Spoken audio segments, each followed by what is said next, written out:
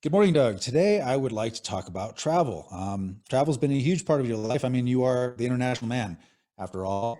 What, with COVID, seems like travel's been destroyed. Does that change? When does it change? What do you think? Yeah, well, as you know, I've been to about 155 countries out of the, we could say 220 countries, depending on how you define them in the world today. So I've covered most of the bases. Um, been to most of them numerous times, actually. But okay, so how's COVID going to change this? Or I should say the COVID hysteria, because as we've discussed before, the COVID is mainly hysteria since the people it kills have an average age of about 78. And if you're younger and you get it, chances are actually about 99.98 that you're going to recover if you get it. So it's a hysteria, but it's having a gigantic effect on the way the world works. This is I think this is the biggest hysteria in world history, quite frankly. And it's just having a really gigantic effect. What would number two be, do you think? What would be the second biggest hysteria in human history? Yeah, okay, hysteria. You know, this is actually worth researching to see what we've had in the past. Well, we had the Orson Welles hysteria that he did. When was that? In 1939, where he said the Martians have landed outside of New York. War of the Worlds, Okay. yeah. Yeah, and that created a real hysteria in the US. It came and went pretty soon because that was, objectively verifiable on that. But, people that weren't exactly where the saucers were supposed to have landed, well, they weren't saucers, I don't know. But yeah, that was a recent hysteria. Can you think of any others? I mean, things that are blown out of proportion. I would say there's all kinds of things like that are blown out of proportion. Um, Certainly, I just think of the government generated hysteria, like around the war on drugs and the war on terror and things like that. The weapons of mass destruction. I think of hysteria like that, but they're not the same as this, where it seems like those are much more the government's making a decision and people are moved to compliance because they're convinced, well, might as well, it's worth better worth not, it's not worth the risk. But this seems like people are genuinely terrified of this thing. They are terrified and they're cowed too.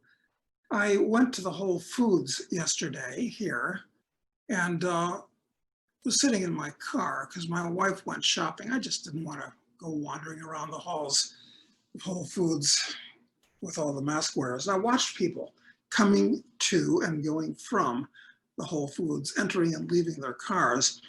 And without exception, and maybe this is just because they're Whole Food shoppers and are particularly upmarket and therefore liberal. Well, here in Charlottesville, Virginia, this is the University of Virginia, therefore, they're all Biden supporters, all liberals, neo-Marxists and that. But these people had their masks on when they were in their car and drove away with their masks on. Well, I hate my muzzle. A couple people had plastic hoods to go over their masks. Really? It was quite shocking. I mean, you would presume these are people with IQs above 100, but yeah, this is a mass hysteria. But there's nothing like it. You almost expect to see these people go home and wait for the cart to come by saying, "Bring out your dead, bring out your dead." It's quite amazing.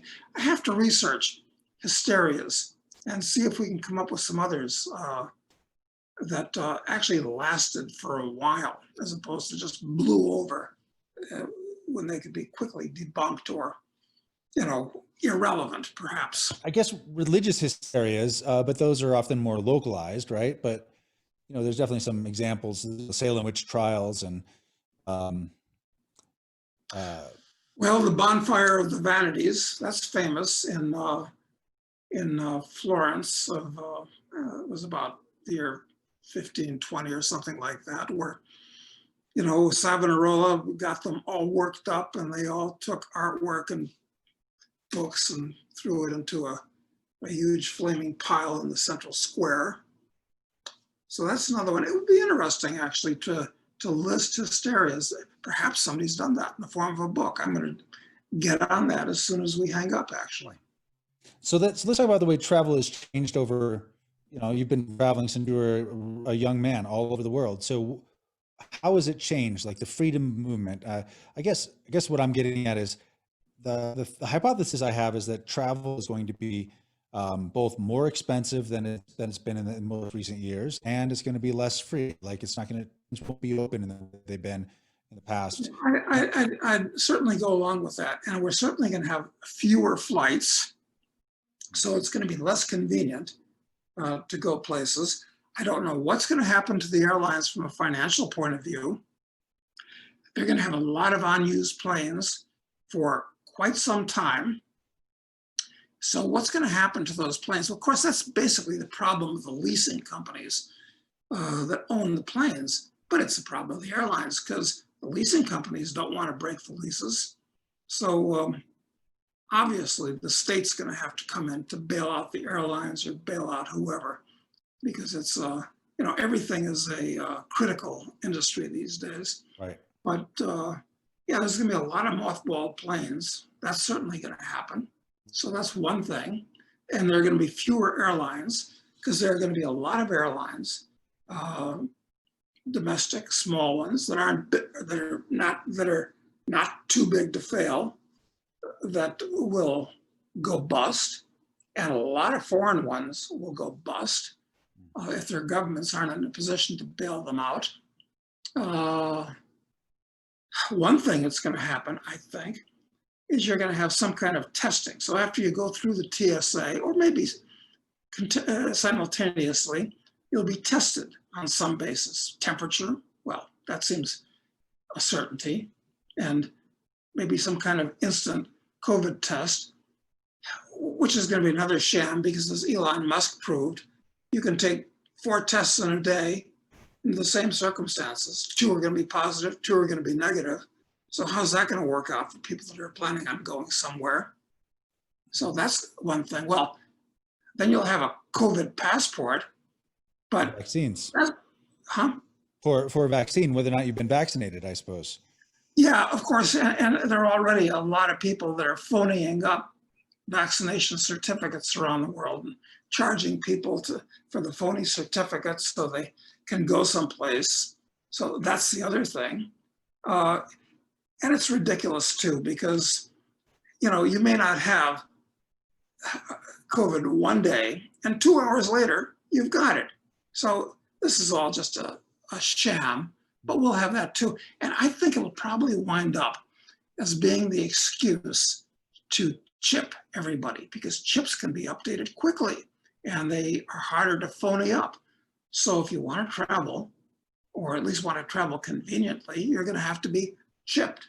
And of course, that chip can be used for lots of other things too. So this is really, really a big deal. In the short term, do you think that maybe they could update the RFID tags that are currently in everyone's passport now? Update that with your health information. That makes a lot of sense. Well, actually, it doesn't make any sense, but from their point of view, they're gonna. Yes, that's very logical. That's one of the plans that I'm sure they're going to propose. They'll do that.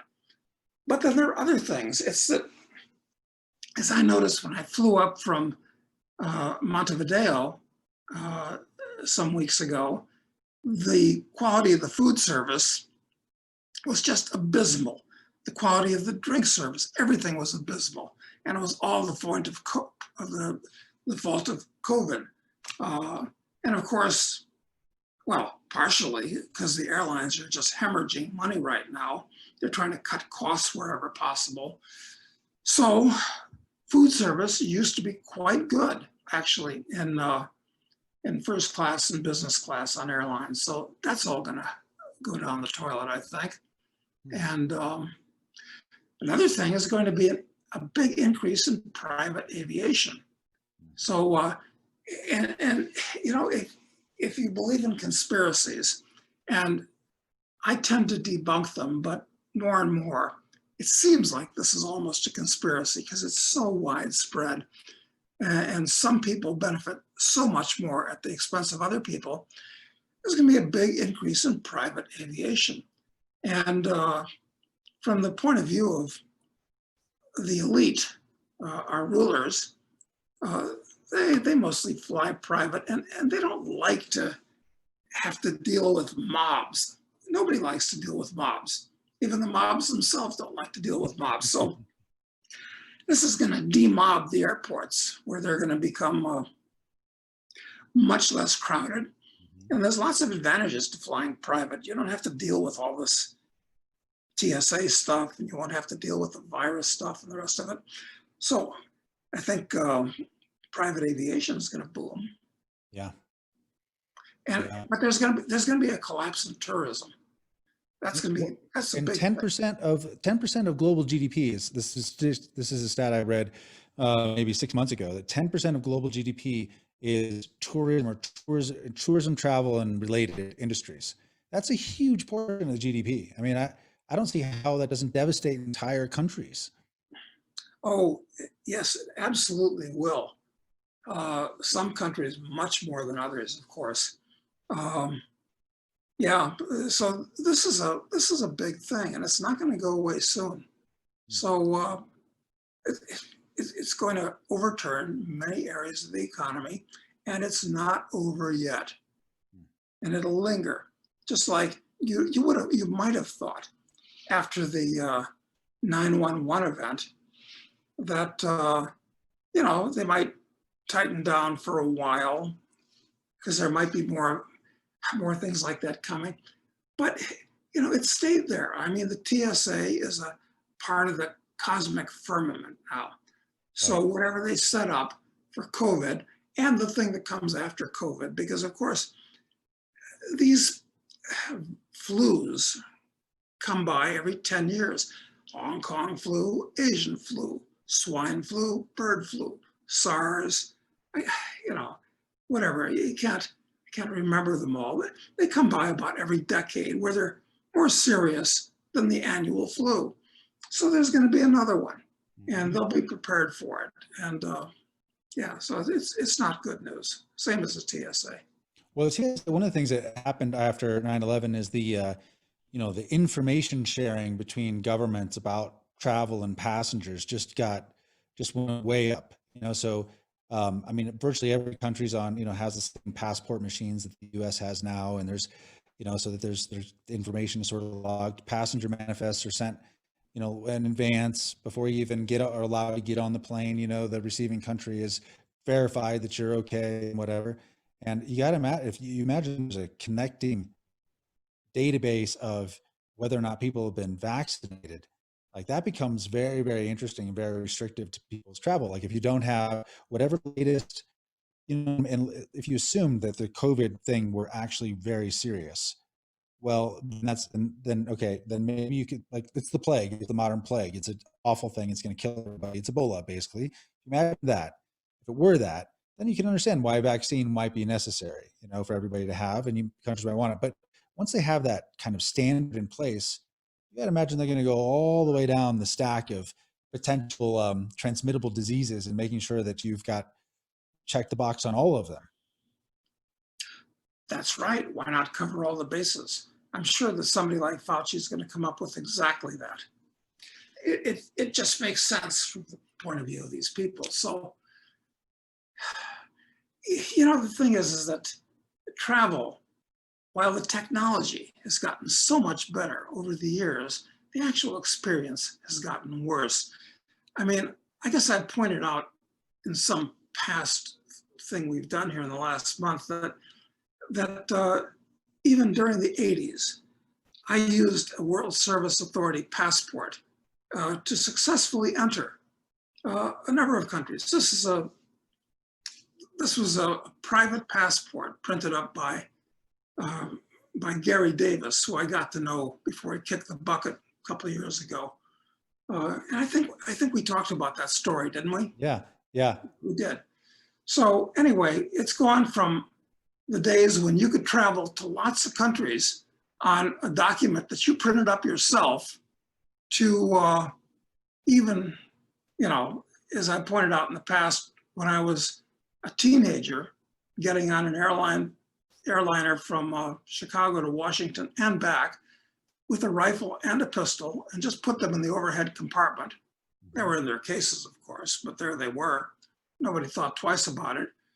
To the public's reaction, there was a famous Outer Limits, or was it Twilight Zone episode that starred William Shatner, where he was flying on an airliner and he saw a gremlin out on the wing.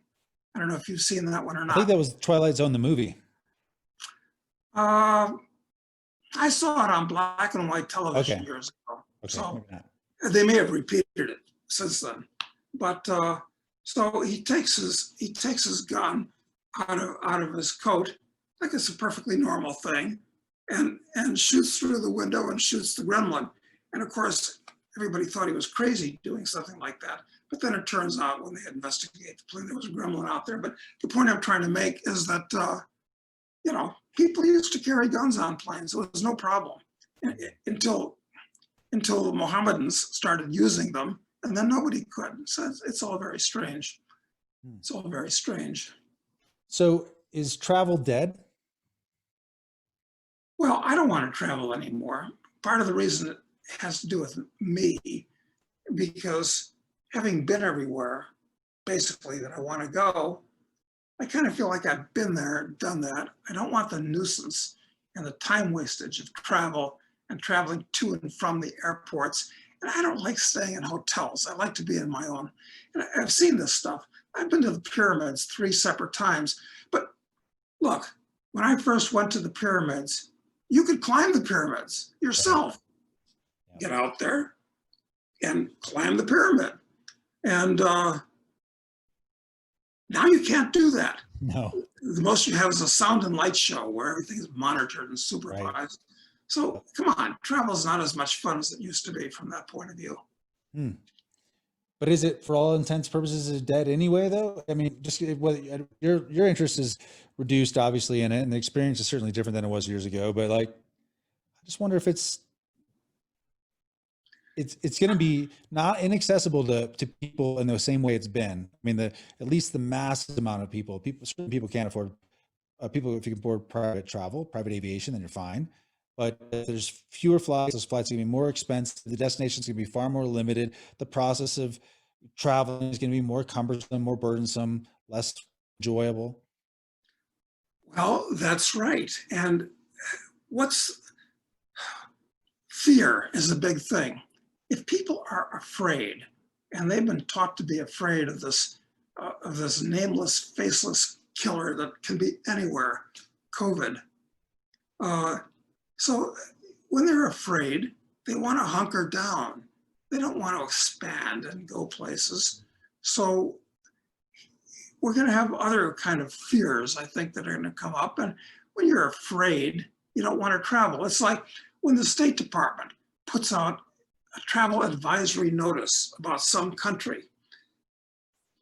American travel, anyway, basically drops to 0, which is insane, because I don't watch it, but when I hear that there's a travel advisory, or when I used to hear, that's the place, if I wanted to go, I'd go, because whatever the problem was, it's like going to Israel during the Intifada, which I did. Yeah. There were no tourists there. They were all afraid that it was the Intifada, for God's sake. But it was a great time to go to Israel. The hotels were empty. There were no lines at anything. You could go to Masada and be the only person there. You could be in the Dead Sea, and it was great. And it's like that. But, fear. Travel advisory, everybody believes the government, and nobody goes. So, but most people don't think the way I do about these things. So, but the whole travel experience has degraded as it's become a mass phenomenon. Okay, I mean, it used to be airline stewardesses had to be RNs. They had to be registered nurses, in addition to being young and good looking. Uh, they don't pass any of those qualifications now. Now they're flying waitresses that are members of the Teamsters Union. So the experience has been degraded, even though the equipment that you fly in is vastly better, from DC-3s and DC-4s to 787s. So that's all changed too. Actually, the first time I flew, it wasn't the first time, it was the first time I flew alone. And this was back in this is the late 50s. Do you know that even then, stewardesses were still wearing white gloves? And I don't mean the plastic white gloves that you wear to fight COVID, which a lot of people at Whole Foods were wearing yesterday too. Not just their masks, but they were wearing gloves, surgical gloves. But they were wearing cotton white gloves. And here's one, nobody will believe me when I say this. The stewardess went up and down the aisle giving 3-packs of cigarettes to everybody, including me, a 16-year-old kid. I mean, those were the days. I mean, these things just don't happen anymore. But today, when people fly, they dress as if they were perhaps going to the gymnasium. Yeah. But that can't be right, because these people are so obese and sloppy. It looks like they're coming from the gymnasium, which is not possible the way they look, but they're dressed that way. Yeah. So the whole experience has changed. People actually used to wear a coat and tie to fly. This is true. Yep. So it's really quite amazing. I wonder if maybe this will encourage some older forms of travel to be popularized again. Like maybe because if air travel is so difficult, especially, and maybe I don't think trains necessarily, but maybe I know people don't like cruise ships right now because of all that, but you just think maybe that if the destination isn't everything in travel anymore, because maybe there'll be businesses that pop up essentially that make the process better somehow. I remember reading about these old steamship cruises that like Mark Twain did in his last hurrah, going around the world, and it's very romanticized in the way that it's done. I'm sure it's far less comfortable than most travel today, but I mean, maybe something like that could come back, I guess, in this environment. I don't know. Possible. The market will come up with an answer. Entrepreneurs will figure out something that the public will want. So I'm not too worried about it, but it's certainly a major change. On the bright side, mobs will vanish. And if you want to go back to Venice, perhaps you won't be, one of 10,000 people crowding St. Mark's Square, looking at a giant cruise ship over the buildings. Exactly. I mean, so there are pluses. I always look at the bright side, but I liked traveling a lot more in the days when you could be dropped off at the airport, and if you were late, you could run for the plane, and as long as you got to the jetway before it was raised, you were cool. Fine. Yep. Now you got to hurry up and wait for a half an hour at the gate before you get there, and they want you there 2 hours before. This was unheard of. I mean, as long as you made the plane, you were cool. Now you got to be there 2 hours earlier. Well, so the TSA can go through your bags. That's part of it, incidentally. Mm-hmm. Okay, so travel probably done for at least the foreseeable future in the way that we experienced 2019 and before. Yeah, I think it is done. And I don't know how it'll reorient. And I don't know exactly how these airlines are going to be run when the government bails them out this next time. Of course, it's actually insane. These airlines were making money for the first time in history until this happened. That's why Warren Buffett actually bought airlines, something he'd never, ever done before. I mean, don't forget, Buffett is the guy that said, with reason, that investors would have been better off if somebody had shut down Orville when he took off at Kitty Hawk Exactly. because they lost so many scores of billions of dollars investing in airlines. So he buys airlines. Now he's sold them all. But the question is, now that shareholders have been wiped out again, how will they be recapitalized? Well, my view is that they should go bust. The planes still exist. The pilots are still there. The mechanics, the airports are all still there. It's just a question of the ownership changes. Yep. It's a non-problem. Right. But I'm sure the government will kiss it all and make it better by making a bunch of people really rich by recapitalizing them. The government doing that. One of the crazy things, if you're watching like CNBC and they're talking about this crisis and talking about the airlines, along with lots of other industries, they never bring up the fact that there is actually a well-settled process and law for handling these things in the United States. Bankruptcy law. It works out just fine, but they don't feel like it's terrible if it happens. And it's something the airlines are very used to. Exactly. They've all gone bankrupt, all of them, at least 2 or 3 times. So it's nothing new for them. But this time is different and special, you know, like everything in the world of COVID. So, okay. I mean, the wastage and the extra theft. I mean, since TSA has a right to go through your bags, I mean, I remember I had a box of Cuban cigars stolen from me on a flight from Aspen to Washington, D.C. They were there when I checked in. They weren't there when I got out. So I suspect it was a TSA guy because, you know, nobody else has access to bags today. Yeah. And they got away with it. And the wastage, you know, you look at all the things that they confiscate with people before you get onto a plane. I mean, the cigarette lighters, the nail clippers, the little knives, you know, it's a stack of things in this, you know, I mean, that's actually capital wasted, small amounts, nuisance, but yeah, this is just really getting worse. I mean, who knows what the next thing is going to be in light of this. Well, I'm glad I had a rich travel life up until 2020, so I was able to experience lots of good places. Yeah, well, at least you've been there, done that. But there's a whole bunch of people that'll only see things on Zoom. Them and the people that fly private and the people that are quite wealthy. So I think the era of mass tourism is likely over. It's kind of interesting.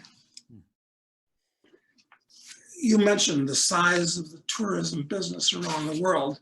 Yeah. I looked at the statistics. And so who's going to be hurt and who's going to be helped? The biggest tourist countries in the world are France and Spain. They get 85 million, you know, people wandering through. Will it hurt their economies? I don't think so. They're pretty big. You know who it's going to hurt? It's Thailand. Thailand gets a huge number of tourists. It's, you know, one of the top destinations in the world, both from a number of people point of view and a dollar point of view. So I don't know what all the bar girls in Bangkok are going to do. I really don't know. What does Thailand produce besides, I guess, they're a big exporter of rice, and otherwise it's tourism. Isn't that a huge part of their industry? Yeah, they've got some industry, but yeah, it's agricultural and tourism is just gigantic in Thailand. Wow. And justifiably, it's a great country. I love it, but they're going to get hurt. I'll tell you another one that's going to get hurt. It's Cuba. Cuba gets a surprising number of tourists, but they're going to get a lot less now. So, you know, the US isn't going to get hurt, losing 80 million foreigners coming to it every year. But Cuba, which gets about 5 million, it's going to get hurt a lot because they're poor. And the Dominican Republic, huge tourist destination, but poor economy. That's going to get hurt. And Indonesia. Okay, well, nobody wants to go to Indonesia except if you're going to Bali. So Bali is really going to get hurt because that's a tourist place too. So yeah, there's going to be winners and losers in this. Places like Egypt, which doesn't produce a damn thing, actually. I mean, these people live on proceeds from the Suez Canal, foreign remittances of Egyptians working abroad and sending money home, foreign aid, and tourism. And, you know, tourism is going to go way down now. So a lot of places are going to get hurt. And, some places the natives are going to get restless as a Yeah, result. that's what I would worry about. I mean, if all these people are employed, they have to be employed by the tourism industry. What do they do? Yeah, what are they going to do, actually? Well, maybe go in the streets and protest. Mhm. And then what happens? So this is going to be really interesting to see how this all sorts out over the next couple of years.